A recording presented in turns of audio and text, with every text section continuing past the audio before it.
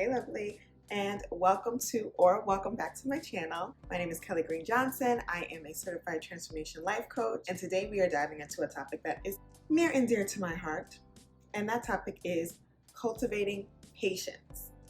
Now, as a millennial woman, especially if you're a working woman or a mom or an entrepreneur, I know how easy it is to find ourselves like juggling multiple responsibilities, multiple roles, from things like advancing in our careers and building our business to nurturing relationships or even just attracting relationships, focusing on our personal growth and development.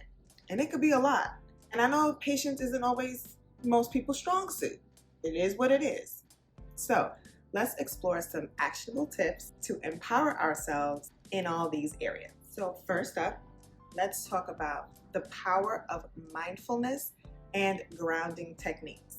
Because research tells us that practicing mindfulness can help regulate our emotions and reduce stress. And by practicing mindfulness and bringing our attention to the present without judgment and with grace, we can calm our nervous system down and ultimately create patience. So I want us to practice mindfulness right now. If you are unavailable to practice it right now, save this video to your playlist to watch later so you can come back to it at any time. But if you are available, let's get started. So today we're going to do a easy breezy breathing exercise. And if you don't know, right now I am a pregnant mama to be. So this one is also pregnancy safe, but I do recommend you connect with your physician first just to be sure that you can engage in this belly breathing technique. That's what we're gonna do. Okay, so to begin this mindfulness practice of belly breathing, you're gonna find yourself in a nice seated position. So you can be seated in a chair like this, or you can be sitting on the floor, on a mat, on a pillow, but you just wanna make sure you are sitting upright. So your back isn't hunched over, your back isn't arched too much. You are sitting up nice and tall, feeling as though there's like a string pulling you up from your belly, from your rump area, all the way up to the sky. If you are seated in a chair, you want to make sure your feet are planted firmly on the ground. And if you were on the floor, you can sit cross-legged if that's comfortable for you. You know your flexibility more than I do. And if not, you can sit on your knees, or you can sit with your feet straight out on the floor as well.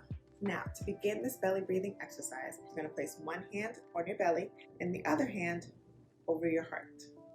Now, what we're going to do together is take some deep inhales and deep exhales through pursed lips.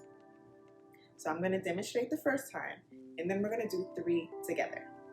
So this is the demonstration. You're going to take a deep inhale through your nose and exhale through your mouth.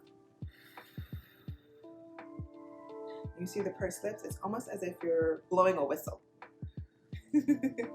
Okay, now let's do 3 together. Deep inhale. Exhale. Good. Inhale again. Inhaling peace and calmness. And exhale. All that worry, all that anxiety. Deep inhale. Last one. Good. Exhale. All that stress and worry. Great job. Now after that, if you feel a little thirsty, make sure you grab some water so you can stay hydrated.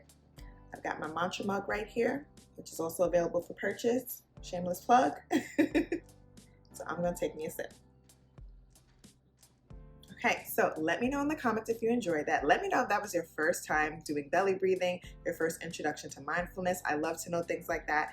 And of course, if you're interested in more mindfulness activities, more breath work and more techniques and more ways to regulate your nervous system, drop that in the comments below so I know to create some videos on that too. And hopefully you feel a bit more relaxed. This is something you can add to your daily routine, especially when you're overcome with stress and worry and anxiety. You can do this in less than a minute, or you can extend the practice for longer if you feel like that's more suitable for you.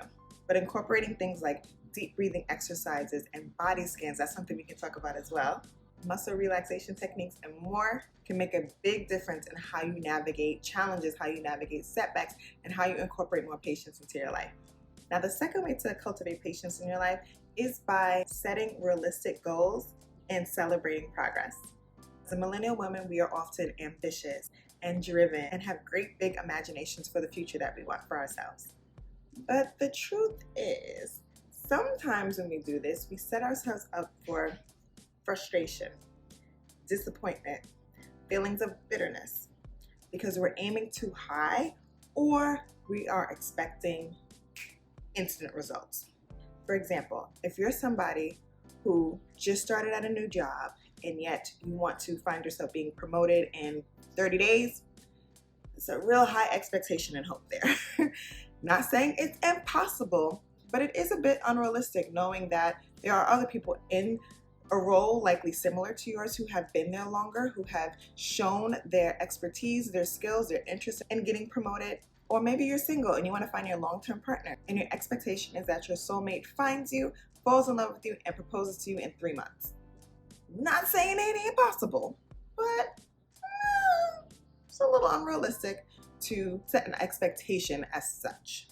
Because again, if you aim too high, if you expect instant results, you can be led to feel bitter and frustrated and disappointed. Now, I'm not saying don't aim high. Never aim high. Never dream big. I am absolutely not saying that. I'm just saying, in your mind, set yourself up for success. Don't expect the bare minimum. Do not let people take advantage of you.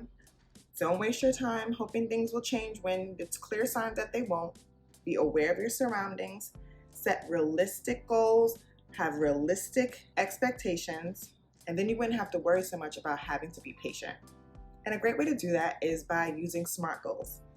I shared this more in depth in another video, which I will share below in the description box. You can check that out and apply this to all the goals in your life. But essentially, it's about setting goals that are specific, measurable, achievable, realistic or relevant, and time-bound. Using SMART goals helps us set realistic goals, helps us track our progress. And as we get closer and closer to our goals, remember to celebrate your wins. Even what you might deem small, they all count, they all matter, they all deserve to be celebrated.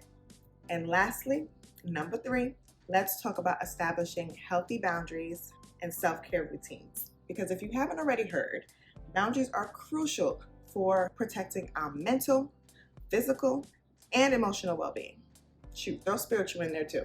Because we live in such a fast-paced world, such a demanding world, such a expecting world that people forget to protect themselves when other people are leeching on them or reaching out to them or pulling them in directions that they really just don't want to go in.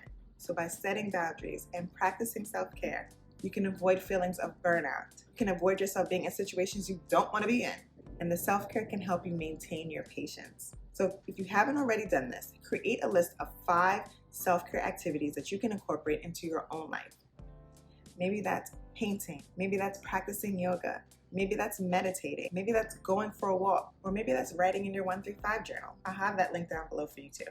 But if you want to practice patience, sometimes you just have to keep yourself busy. But busy practicing self-care. Not busy scrolling through social media that might trigger you to feel like you are behind in life. It's important to use discernment so you can determine which activities are best for you. Because you're not looking for distractions, you're looking for opportunities to help cultivate more peace and patience in yourself. And by making self-care a priority in your life, you can do so. So you can utilize any of the 5 activities I've shared, or think about your own, like spending time with loved ones, or some type of creative outlet, or even exercise. Because when you prioritize your well-being, you're ultimately prioritizing your peace and your patience for this journey through life. Well, all right, that is all for today. Thank you so much for watching this video. Make sure you give it a like and subscribe if you haven't already. I hope you found these tips helpful in cultivating peace in your own life. And remember, this is a journey, so have some grace, be kind to yourself, and show yourself love along the way. Until next time, take care of yourself, practice your patience, and I'll see you next time. Later, lovely.